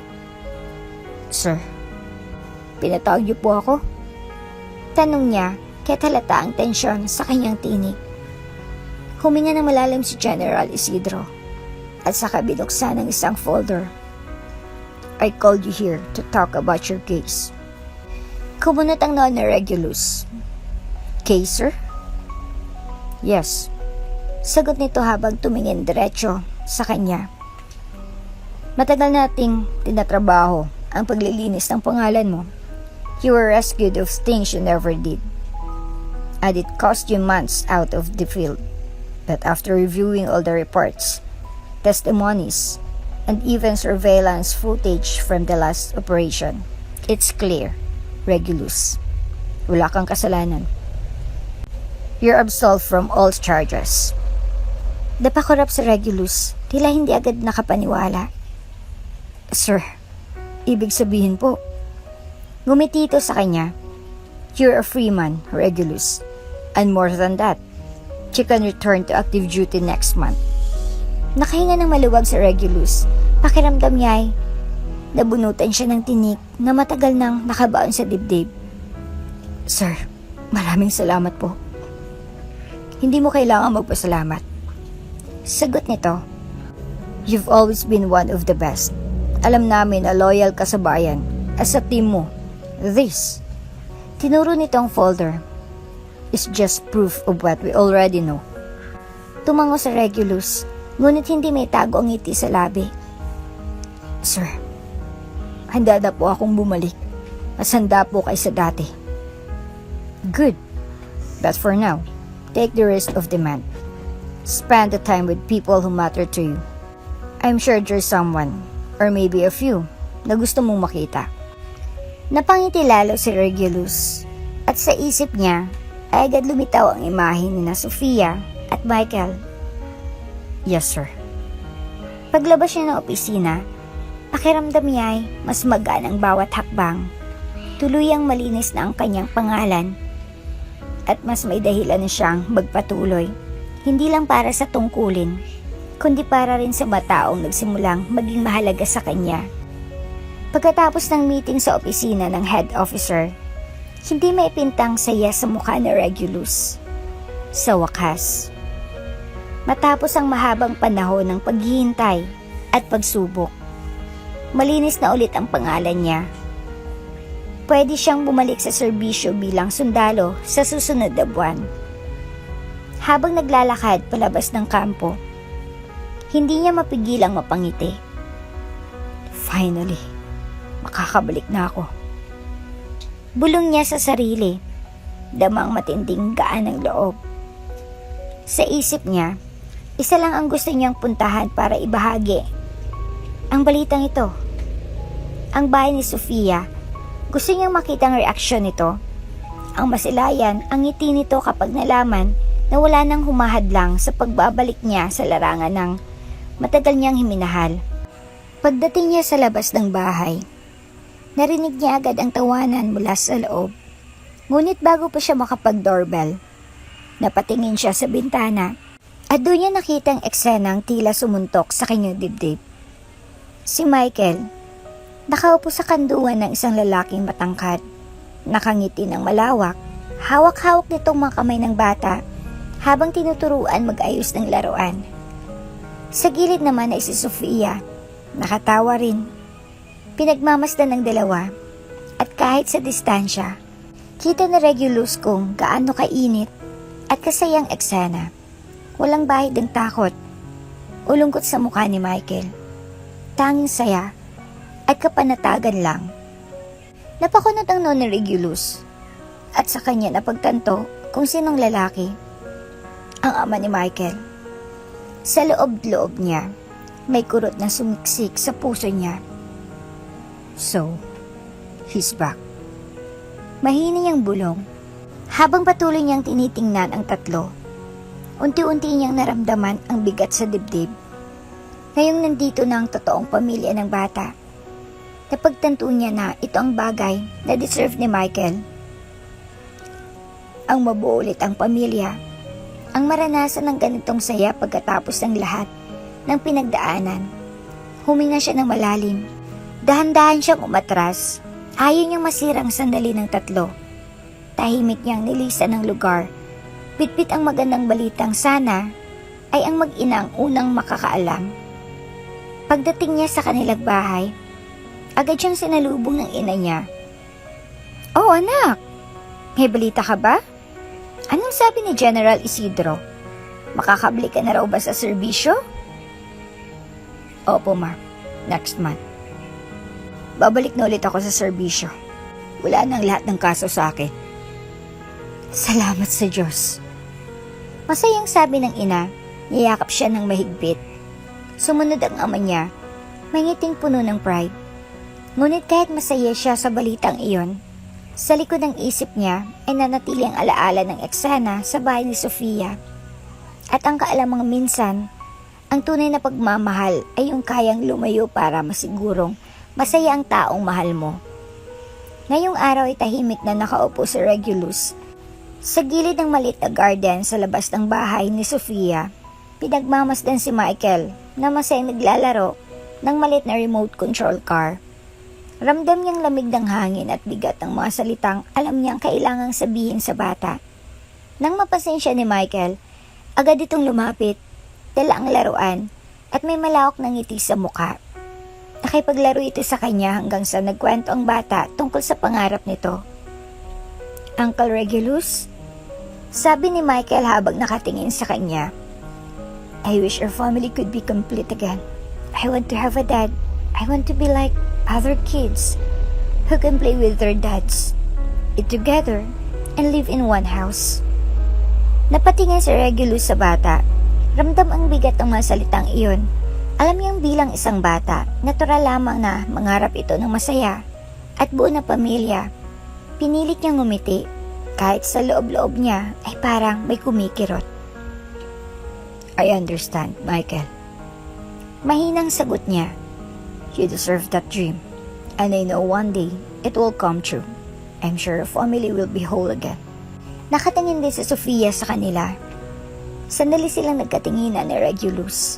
Isang tingin na may halong pangunawa at hindi na kailangan ng salita para magpaliwanag. Ngumiti siya rito, isang simpleng ngiti na nagsasabing naiintindihan niya. Pagkatapos ay hinaplos niya ang buhok ni Michael. I'm sure a dream will come true. Dagdag niya, one day, you'll have a happy and complete family. Matapos iyon, dahan-dahan siyang tumayo. I should get going. Sabi niya sabay lakad palayo. Ngunit bago siya tuluyang makalayo, sinundan siya nito. Regulus, wait, where are you going? Patuloy siya sa paglakad hanggang sa naabutan siya ng Sofia at hinawakan ng kamay kong kayay. Natigil siya sa paglakad. Maaari ba tayo mag-usap, Regulus? Hinarap niya naman ito at sa kamarahang nagsalita. Sofia, tungkol sa pinangako mo sa akin noon na kapag nahanap ko ang anak mo ay pakakasalan mo ako. I want you to know na hindi mo na kailangang tuparin ang pangakong iyon. I want Michael's dream to come true. A happy and complete family. And I think maybe there's a still chance for you and your husband to work things out. I don't want to be the reason that dream doesn't happen for him. Sandaling natahimik si Sofia. Tila hindi alam ang isasagot. Pero nagpapatuloy si Regulus. May lungkot ngunit may tapang sa tinig. Next month, I'll be leaving anyway. My name has been cleared and I'm going back to service. I'm sure I'll be assigned somewhere far away from here. That's why I think it's better if I step back now. Tumingin siya kay Sofia ng huling beses. May bakas ng pait sa ngiti. Take care of yourself. And Michael, he's a good kid. He deserves to have his dream come true. At sa huling hakbang niya palayo, ramdam ni Sofia na hindi lang basta pag-alis iyon. Isa yung pamamaalam.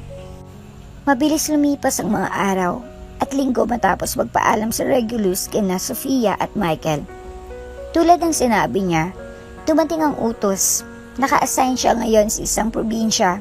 Malayo sa reservation, malayo sa kanila. Tahimik lang siyang nakaupo sa gilid ng barracks. Hawak ang isang tasa ng kape habang pinagmamasdan ang mga ulap na tila mabigat din sa damdamin.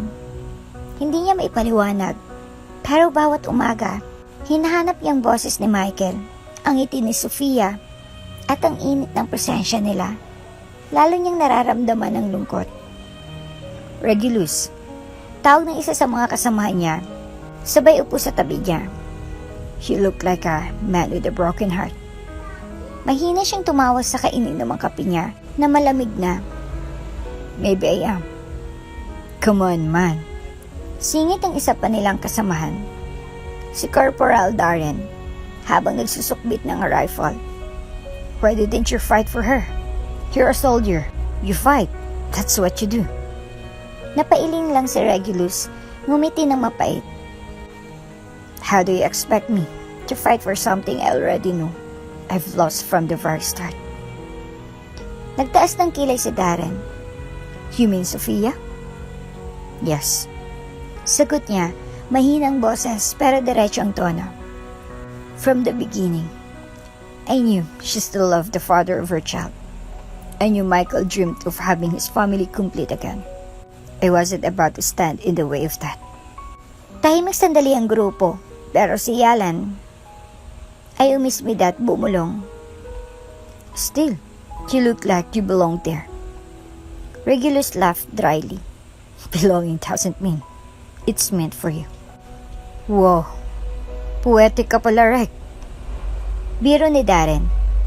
But still, the way I see it, you already loved that kid like you're one. Yes, I did. He admitted, staring at the coffee in his hands as if it could show him Michael's face. I treated him like my own son. And Sophia. Sandaling tumigil siya bago muling nagsalita. She deserved happiness. So did Michael. If I stayed, it might have been the reason that dream didn't happen. Napangiti si Yalan kahit may halong lungkot. You're a good man, right? Regulus shrugged. Or maybe just a coward who knew when to walk away. Tumawang dalawa niyang kasama pero halatang hindi biro lang ang laman ng puso niya. Habang patuloy silang nagbibiro, sa loob-loob na Regulus, ramdam pa rin niya ang lungkot at pangungulila. Hindi lang kay Sophia, kundi kahit sa lahat. Kay Michael na itinuturing niya ng anak kahit alam niyang hindi siya kailanman magiging bahagi ng buong pamilya nito. Lumipas ang mga araw at ganun pa rin ang naging takbo ng buhay ni Regulus sa probinsya. Tahimik ang paligid, ngunit sa kabila ng katahimikang iyon, mabigat ang dibdib niya sa bawat gabi. Habang nakatanaw sa malayong bundok, naisip niya si Sophia at Michael. Kung ano kayang ginagawa ng mag-ina. Maraming beses niyang sinubukang burahin sa isipan ang mga alaala nila. Ang tawanan, ang simpleng hapunan, ang mga gabing magkasama silang tatlo. Ngunit sa tuwing pipikit siya, bumabalik ang lahat. Mas malinaw pa kaysa sa gusto niyang maramdaman. Hoy, Regulus! Tawag ng isa sa mga kasama niyang sundalo habang nag-aayos ng gamit. Parang ang layo mo naman mag-isip. Ay problema ba? Bagya siyang umiti, pilit at walang init.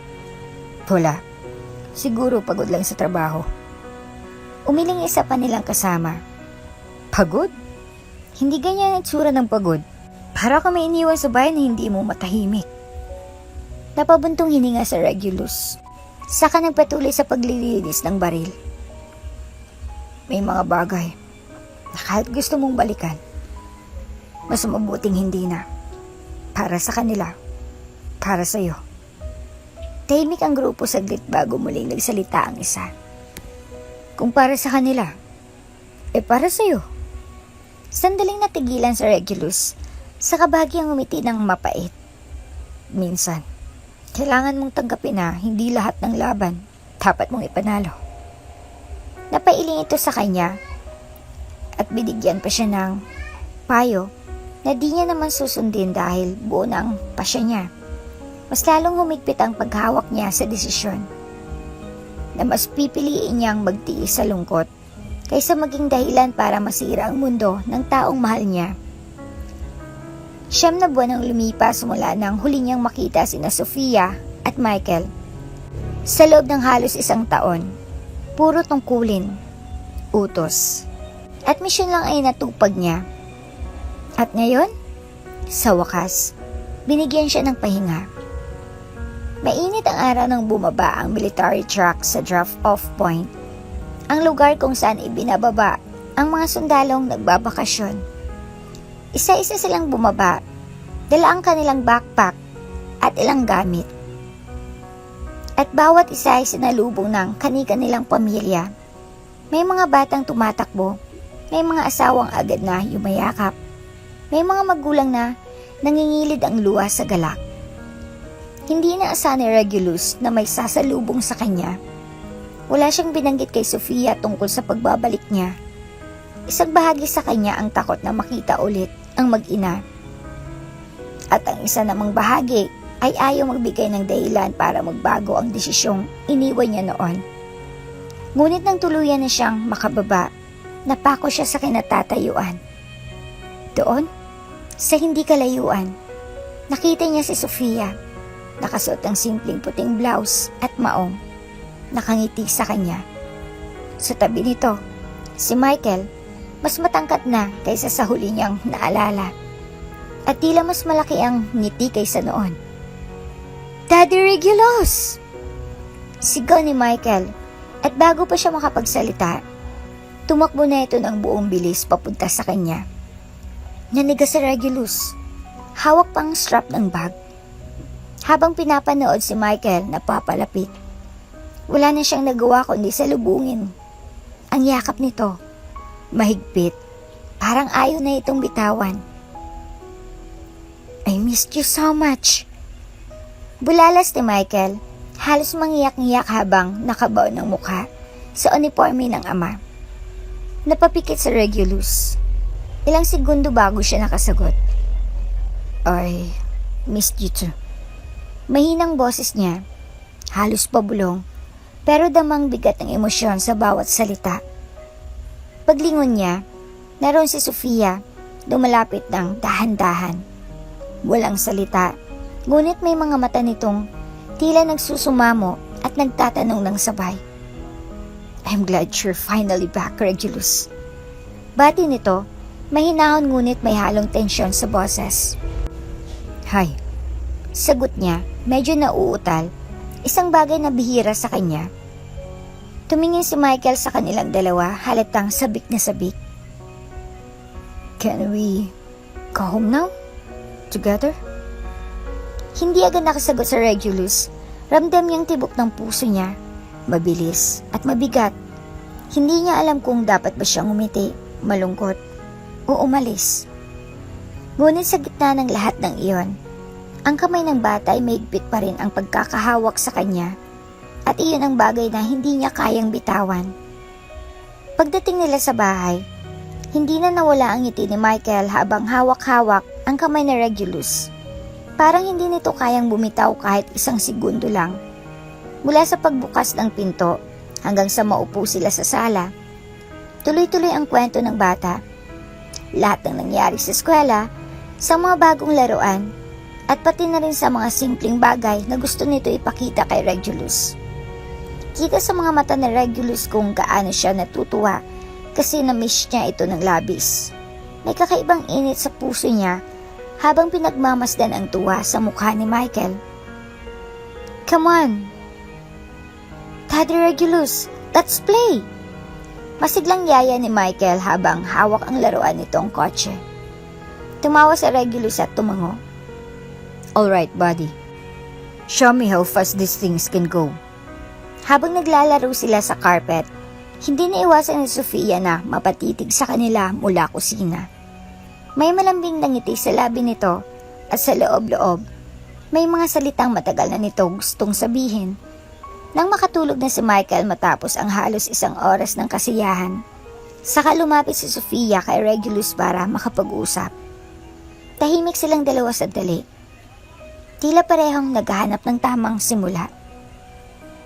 "You know," mahina pero malinaw ang boses ni Sofia, "I still haven't forgotten my promise." Napangiti si Regulus sa babae, halatang nagulat. "Promise?" Tanong niya, kahit malinaw sa kanya kung alin ang tinutukoy nito. "I'm still going to marry you." Sabi nito diretso, walang pag-aalinlangan. "And it's not just because you saved my son. It's because maybe I fell in love with you too." Nanlaki ang mga mata ni Regulus. Hindi niya inaasahan na maririnig ito ngayon. Lalo na't iniiwasan niya ang mga ganitong usapan noon. "Sophie," tanging nasabi niya, may bahid ng pagkalito at tuwa. "What about Michael's father?" Huminga ng malalim si Sofia bago sumagot. "We tried. I tried to see if I still love him. And I realized that I no longer have feelings for him. I only choose to forgive him because my son begged me to. But her eyes locked on Regulus, filled with raw honesty and emotion. In the past 3 years that we've been divorced, my feelings for him have completely faded, and that's something I can never get back. Regulus swallowed hard. His mind turned between what he wanted and what he thought was right. Sophia, I must hold you. My life is not stable. I could be sent anywhere, at any time. I can't promise I'll always be here for you or Michael. I'm not asking you to promise where you'll be. Agad nitong sagot. I'm asking you to promise who you'll be with me. Distance doesn't scare me, Regulus. Losing the chance to be with you does. He looked away for a moment, clenching his jaw. If I stay, Michael's dream of a complete family. Michael's dream is to see me happy, and is smart enough to know who makes me happy. Tahimik si Regulus, sinusubukang pakalmahin ng mabilis na tibok ng kanyang puso. Sophia, I don't know what to say. You don't have to say anything right now. Sabi nito at bahagyang umiti. Just know that this is out of gratitude. This is love. And I've been carrying it for a while now. Hindi napigilan ni Regulus ng umiti. You have no idea how much that means to me. Sabi niya, sabay abot sa kamay nito. But if we do this, I want it to be because we're sure. Not just for us, but for Michael too. Tumango si Sophia. I know, and I'm sure, Regulus. I've never been more sure about anything in my life. Sa sandaling iyon, parang masumigpit ang kapit ng kamay ni Sophia sa kanya at ramdam ni Regulus ang init na dulot ang masalitang iyon. Isang init na matagal niya nang pinipigilan pero ngayon ay unti-unti nang bumabalot sa kanya. Kinabukasan, maaga silang gumising ni Michael. Pagmulat pa lang ng bata, agad itong sumiksik sa tabi ni Regulus.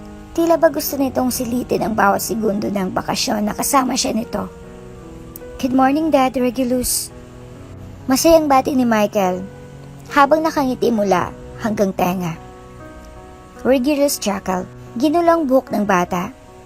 Good morning, Chump. Anong plano natin today? Nag-isip si Michael sandali. Kunwari ay seryoso. Tapos biglang umiti. Let's go to the park. And then, ice cream after. And maybe you can play basketball with me like before. Napangiti si Regulus at tumango. Sounds like a plan. Habang nasa park sila, tumatakbo si Michael paikot-ikot. Habang si Regulus ay nakaupo sa bench. Pinagmamasdan ng bata na para bang gusto niyang i-freeze ang oras. Nang mapagod ang bata, tumakbo ito pabalik at umupo sa tabi niya. You know that, Regulus? Nagsimula si Michael. Medyo mahinang boses pero puno ng sincerity. I have a dream. Ano yun? Tanong ni Regulus habang itinatamang cup ng bata. I dream of having a complete family. Sabi nito habang nakatingin sa malayo. And it doesn't matter if it's with my real dad or with you. Tumango si Michael, parang sinasabi niyang pinag-isipan niya ito ng mabuti. Because I already accept you as my dad. And I understand if Mama is in love with you. Natigilan si Regulus. Sandali siyang natahimik bago siyang umiti. Pilit tinatago ang bigat ng emosyon na naramdaman niya. Michael, thank you. That means more to me than you'll ever know. Ngumiti si Michael at humilig sa kanya. You've always been here for me and my mom. Even when you're far away, I know you're thinking of me. That's enough for me to call you my dad. Marahang niyakap na Regulus ang bata. Pinipigilan ng sarili na maluha. I'll do my best to always be here for you, Chump. No matter what. At doon, habang kumakain sila ng ice cream pagkatapos, ramdam ni Regulus na hindi lang pala si Sofia ang nagmahal sa kanya ng totoo. Pati si Michael, na wala namang obligasyon na tawagin siyang dad, ay kusang nagbigay ng lugar para sa kanya sa puso nito. Matapos ang ilang buwan ng pag-uusap at pag-aalangan, sinubukan din ni Regulus at Sofia na pumasok sa isang relasyon. Hindi yun naging madali. Maraming iniisip, maraming takot, pero pinili nilang bigyan ng pagkakataon ng isa't isa. Mas lalo rin na lumalim ang bonding nila ni Michael at ama na talaga ang tingin sa kanya. Ngunit hindi maiiwan ang mga pagkakataon na kailangan niyang magpigil ng salos at damdamin. Pag nakikita ni Regulus sina Sofia at Michael at Darius na magkasama, nagkakatuwaan, nagtatawanan, may kurot sa dibdib, ngunit pinapaalala niya sa sarili na may karapatan si Darius na makasamang anak niya. Karapatan iyon na hindi dapat agawin ni inuman. Makalipas ang ilang buwan ng tahimik ngunit masayang relasyon ni Regulus at Sofia, unti-unti nang nasanay si Michael na kasama siya sa araw-araw. Parang isang totoong pamilya ang turing nila sa isa't isa. Kahit may mga pagkakataong mahirap pigilin ang pagsiselos. Kapag nakakasama ni Michael ang ama nito si Darius sa school activities o mga weekend lunch, parang nanatiling tahimik sina Sofia at Regulus. Pinipilit nilang huwag hayaang lamunin sila ng insecurities. Alam ni Regulus na may karapatan si Darius na makabanding ang anak at si Sofia naman ay naniniwala sa kahalagaan ng relasyon ng ama at anak. Pero isang hapon, habang naglalaro sila Michael sa sala, biglang nagring ang cellphone ni Sofia. Saglit niyang sinulyapan ang screen at napakunot ang noo. Anong number? Bulong niya. Bago sinagot ang tawag. Miss Jones? Isang malalim at formal na boses ang narinig. Yes, speaking. This is from the Criminal Investigation Bureau.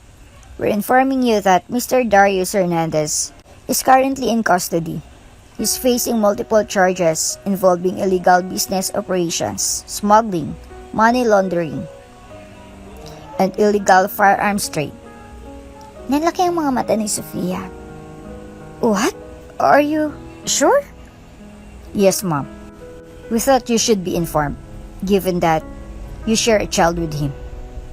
Pagkababa ng tawag, hindi agad nakapagsalita si Sofia. Halata sa mukha nito ang gulat at bigat ng balita. Ano yun? Tanong ni Regulus, bakas ang pag-aalala sa tono. Si Sofia ay napabuntong hininga. It's Darius.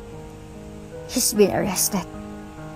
Matapos makulong ni Darius, lumabas ang bagong preba na may kinalaman sa mga kaso na kinakaharap ngayon si Darius, ang pagdukot kay Michael noon.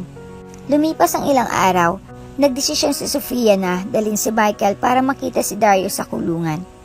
Nandun si Regulus, hindi para makialam, kundi para sumuporta. Sa loob ng visiting area, naka-uniform na orange si Darius, payat at tila mas matanda kaysa huling kita nila. Pagkaupo ni Michael, agad na napaiyak si Darius. Anak, I'm so sorry. I know, I wasn't the best father to you. I made so many mistakes. Tumingin si Michael sa ama, halatang hirap sa naririnig. Why did you do those things, Dad? You promised me you'd change. Nanginginig ang boses ni Darius.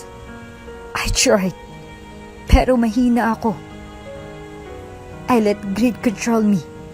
I wasn't there when you needed me the most.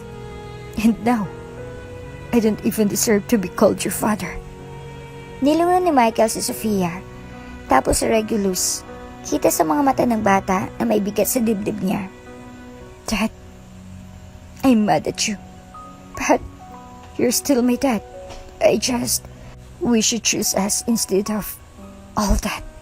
Napagulo si Darius. I know, and I'm sorry. I hope one day you'll forgive me. Hinawakan ni Regulus ang balikat ni Michael bilang suporta. Hindi niya alam kung anong tamang sasabihin, pero alam niyang iyon ang sandaling hindi dapat maagawan ng spotlight ang mag-ama.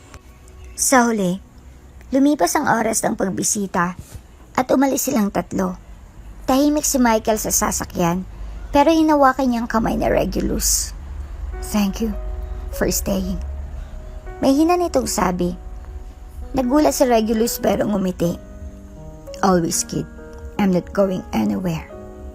Pagkatapos ng mga kasong isinampa laban kay Darius, mga kasong may kinalaban sa malaking illegal business operations, smuggling, at money laundering, unti-unting bumagsak ang mundo nito. Ilang linggo matapos itong makulong, nagsimula ng kumalat ang balitang marami itong nakaaway na tao sa mundo ng iligal na negosyo. Isang hapon, habang pauwi sina Regulus at Michael mula sa park, tumunog ang cellphone ni Sofia. Nakatanggap ito ng tawag mula sa kulungan. Sa kabilang linya, maririnig ang mahina at garalgal na boses ni Darius. "Sofia, can you bring Michael here? I need to see him." Hindi nagdalawang isip si Sofia. Pagdating nila sa visiting area ng kulungan, nakita nila si Darius na tila ba tumanda ng 10 taon sa loob lamang ng ilang buwan. Payat na ito, maputla, at ang dating matapang na mga mata ay puno ng pagsisisi. Pagkaupo nila, tumingin si Darius sa anak. "Michael, I'm sorry." Mahina nitong sabi, halos babasag ang boses. "I wasn't a good father for you. I was too busy chasing money and power. I thought I was doing it for us. But I only ended up ruining everything." Tahimik lang na nakatingin si Michael. Nakapikit ang bibig at mahigpit ang kapit sa kamay ni Regulus. "I don't expect you to forgive me right away. But I hope someday you'll remember me. Not as the man who failed you, but as your father who, despite all my mistakes, loved you in his own flawed way." Naluha si Sofia. Ngunit mas pinili nito hayaang si Michael ang magdesisyon kung anong sasabihin. Sa huli, mahinang bulong lang ang isinagot ng bata. "I miss the old you, Dad, but I have Regulus now." Napayuko si Darius at tumungo. "Then let him take care of you. He's a better man than I ever was." Pagkalipas ng ilang buwan, isang hindi inaasang balita ang dumating. Habang nasa kusina si Sofia, nakatanggap ito ng tawag mula sa isang kilala. Pinatay si Darius sa loob ng kulungan matapos salakayin ng mga taong matagal nang may galit dito dahil sa dati nitong mga gawain. Halos mabitaw ni Sofia ang telepono nang malaman ni Michael. Tulala lang ito sa unang mga minuto bago umiyak sa pagkawala ng ama. Umupo si Regulus sa gilid ng kama ni Michael. Hindi niya pinilit magsalita ang bata. Hinayaan lang niya itong sumandal sa kanyang balikat at umiyak. "It's okay to cry, Michael. He was still your father." Mahinang sabi ni Regulus. Hinahaplos ang buhok ng bata. I wish I had more time with him." Hikbi ni Michael. "I know," sagot ni Regulus. "But I promise you, I'll be here for you, always." Unti-unting natutunan ni Michael. Tanggapin ang pagkawala ng ama. Mahirap, masakit, at may mga gabing tahimik itong umiiyak. Ngunit lagi namang nariyan si Regulus, hindi lamang bilang ama-amahan, kundi bilang isang haligi na handang samahan siya sa bawat yugto ng kanyang buhay. Pagkatapos ng libing ni Darius, unti-unting bumalik sa normal ang takbo ng buhay nila. Pero ramdam pa rin ni Regulus ang bigat sa puso ni Michael. Padalas pa rin niya itong makita na nakatingin sa labas ng bintana, parang may hinihintay na hindi na babalik. Isang hapon, habang nasa likod bahay sila, pinapanood ni Regulus si Michael na nagpapalipad ng saranggola. Tahimik lang siya sa gilid. Handang lapitan ng bata kung kinakailangan. "Hey, Michael," tawag niya. Lumapit ang marahan. "Mind if I join?" Ngumiti si Michael at inabot sa kanya ang tali ng saranggola. "Sure, but I'm warning you, Dad. I'm better at this than you." Napatawa si Regulus. We'll see about that. Habang sabay nilang pinapalipad ang saranggola, biglang nagsalita si Michael. Mababang boses. You know, I used to do this with Dad. He'd run with me until we couldn't breathe from laughing. Tumigil si Regulus at tiningnan siya. I know you miss him. Yeah. Michael bit his lip. Nagpipigil ng luha. But I'm glad you're here. It doesn't feel so empty anymore. Tumingin ito sa kanya, seryosang mga mata. You're not just my mom's boyfriend to me. You're my dad too. Natigilan sa Regulus, hindi alam kung paano sasagutin agad. Parang tumigil ang oras. That means a lot to me, Michael. More than you know. Ngumiti si Michael, medyo nahiya. I told Mom once, I don't care if my family is not like everyone else. As long as we're together, it feels whole. It doesn't matter if it's with my real dad or you. I just want us to be a family. Dahan-dahang lumuhod si Regulus para magpantay ang kanilang mga mata. And we are, Michael. I promise you, I'm never going anywhere. Bumagsak na rin ang luha ni Michael, pero nakangiti siya habang niyakap si Regulus. Thank you, Dad. Hindi na rin napigilan ni Regulus ang sarili. Niyakap niya ng mahigpit ang bata. Ramdam ang tibok ng puso nito laban sa kanya. At sa sandaling iyon, alam niyang hindi na siya basta bisita sa buhay ng mag-ina. Isa na siyang bahagi ng tahanan na matagal nang hinahanap ni Michael. Pagkatapos ng lahat ng pinagdaanan nila, ang masayang bonding, ang masakit na pagkawala ni Darius, at ang unti-unting paghilom ng sugat sa puso ni Michael, dumating din ang araw na kailangan nang bumalik na Regulus sa kanyang trabaho. Tapos ng bakasyon niya, at muling ipinatawag siya sa headquarters para sa isa na namang malayong assignment. Maaga pa lang, gising na si Sofia at Michael. Tahimik lang si Michael habang nakaupo sa sofa. Hawak ang isang maliit na laruan na ibinigay dito ni Regulus noong unang araw ng bakasyon. Alam niyang paalis na muli ang lalaking tinuturing niyang tunay na ama. Dad, mahina nitong tawag nang makita nitong lumabas sa Regulus mula sa kwarto, suot ng uniforme. Gumiti si Regulus at lumapit sa kanya. Hey, chump. Alam ko na ang iniisip mo. Dumuhod siya para magpantay ang kanilang mga mata. Pangako, babalik at babalik ako. Walang assignment na makakapigil sa akin na bumalik sa inyo. Napakagat-labi si Michael, pilit pinipigilan ng luha. I'm going to wait for you, Dad. Kahit gaano katagal, hihintayin kita.